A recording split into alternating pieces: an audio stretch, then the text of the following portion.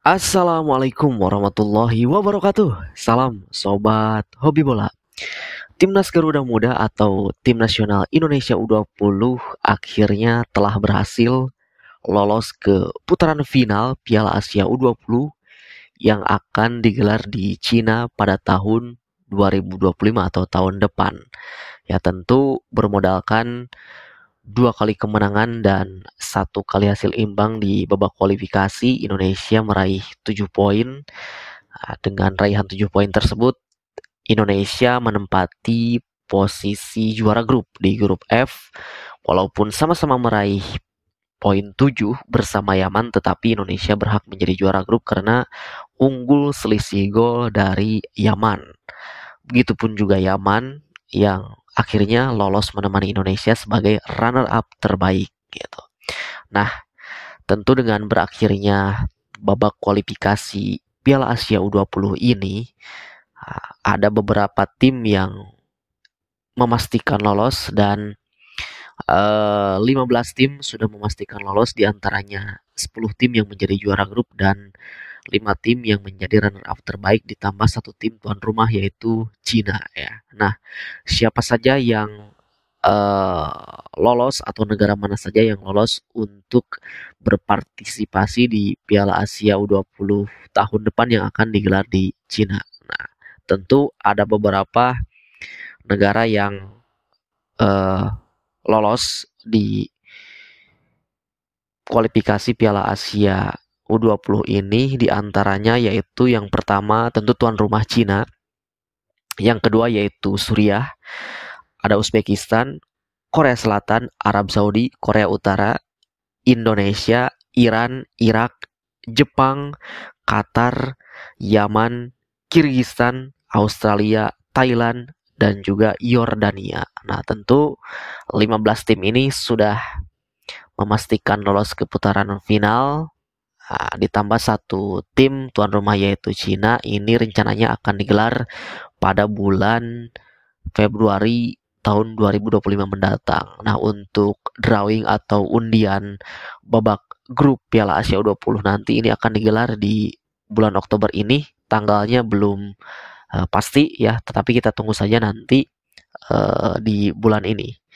Nah, tentu dengan hasil dari babak kualifikasi ini praktis hanya ada dua tim perwakilan dari ASEAN yang lolos ke Piala Asia U20, yaitu ada timnas kita, tim nasional Indonesia dan juga Thailand ya.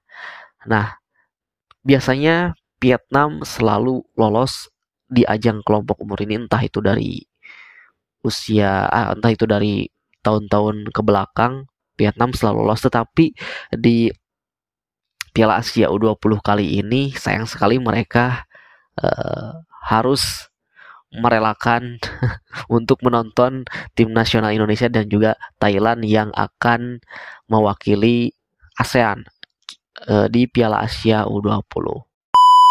Kita lihat beberapa wakil dari ASEAN yang menjalani laga kualifikasi Piala Asia U20 di masing-masing grupnya. Yang pertama di grup A yaitu ada Vietnam, di mana Vietnam harus finish sebagai runner up di grup A, berada di bawah Suriah, di mana Vietnam ini berhasil mengantongi 3 kali kemenangan dan 1 kali kekalahan dengan raihan 9 poin dengan selisih gol plus 10. Tetapi dengan hasil tersebut Vietnam belum mampu menjadi 5 atau di antara 5 runner up terbaik yang lolos gitu. Kenapa? Karena pada klasmen 5 runner up terbaik Vietnam ini berada di posisi ke-6 ya.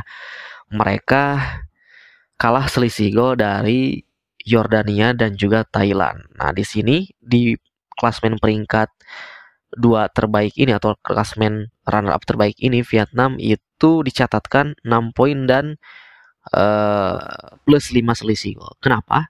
Walaupun di grupnya Vietnam ini berhasil mengantongi 9 poin dan selisih gol 10, tetapi di peringkat kedua atau di klasmen peringkat kedua terbaik ini, ketika Vietnam di grupnya itu ada 5 tim. Jadi ada beberapa di antara 10 grup ini isinya itu berbeda ya. Jadi ada tiap grup itu ada yang berisi 5 tim dan juga ada yang berisi 4 tim. Nah, untuk menghitung poinnya supaya fair nanti ketika peringkat kedua atau runner up terbaik nanti diklasmenkan di antara kontestan di 10 grup ini, maka grup yang berisi 5 tim itu ketika dia menjadi runner up dan setelah mendapatkan poin semuanya, maka ketika tim yang menjadi runner up tersebut poin yang berhasil mereka raih ketika melawan tim juru kunci di grup tersebut itu tidak dihitung ya, karena memang supaya fair gitu ya ketika nanti diklasmenkan dengan grup yang berisi 4 tim seperti itu. Nah, contoh yaitu Vietnam ini yang tadinya memang di grup hasil akhir grupnya itu posisi runner up di bawah Suriah dengan poin 9 dan plus 10, tetapi di klasmen akhir runner up terbaik ini Vietnam dihitung 6 poin dan selisih gol 5 poin. Nah, seperti itu. Jadi ini adalah membuat Vietnam tidak lolos, kalah selisih gol dari Yordan dan juga Thailand ya. Lalu selain dari Vietnam, tentu juga ada wakil ASEAN lainnya, yaitu salah satunya adalah Kamboja. Nah, Kamboja ini juga sama halnya seperti Vietnam. Kamboja walaupun tampil cukup mengejutkan di babak grup berhasil mengalahkan Nepal dan juga tim kuat Bahrain, tetapi Kamboja ini tidak cukup, poin mereka tidak cukup untuk lolos ke putaran final ya, karena itu tadi kalah selisih gol. Selisih gol mereka yaitu -3 karena mereka kalah banyak ketika berhadapan dengan Uzbekistan dengan skor 7-0 gitu. Lalu selain dari Vietnam dan Kamboja, yaitu ada negara tetangga Malaysia di grup E.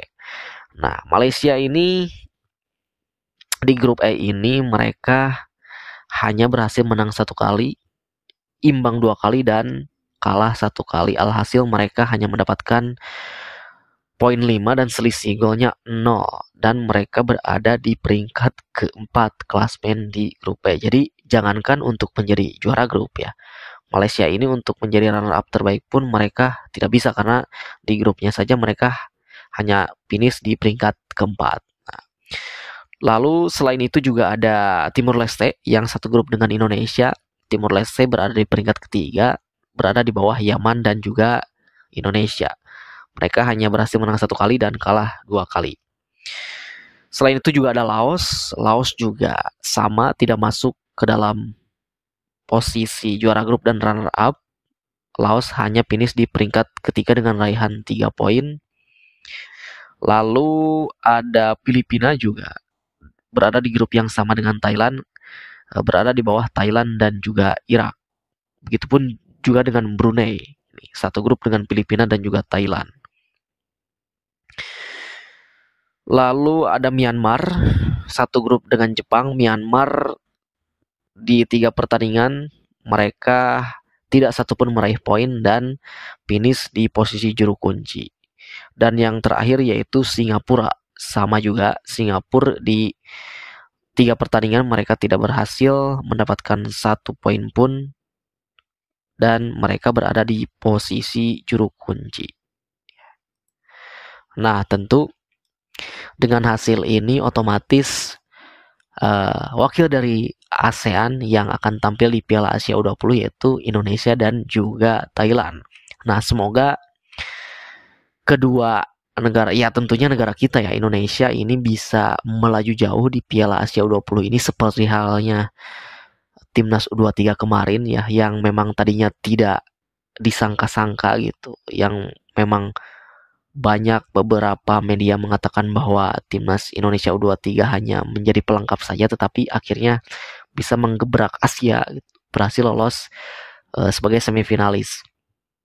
Dan mudah-mudahan timnas Indonesia U20 juga ini nanti di Cina nanti pada tahun depan bisa menggebrak Asia juga, dan semoga bisa lolos sebagai semifinalis atau empat besar, agar nanti karena empat besar ini atau yang lolos semifinalis di Piala Asia U20 ini itu nanti akan lolos otomatis ke Piala Dunia U20 yang akan dilaksanakan di Chili ya, mudah-mudahan. Sedikit flashback ke belakang, jadi timnas Indonesia di ajang Piala Asia U20 ini telah tampil sebanyak 20 kali, dan untuk tahun depan 2025 itu yang ke-21. Dimana memang sebelumnya ini kompetisi ini bertajuk AFC U19 yang pada tahun kemarin 2023 dirubah menjadi Piala AFC U20. Begitupun juga nanti seterusnya ke depannya.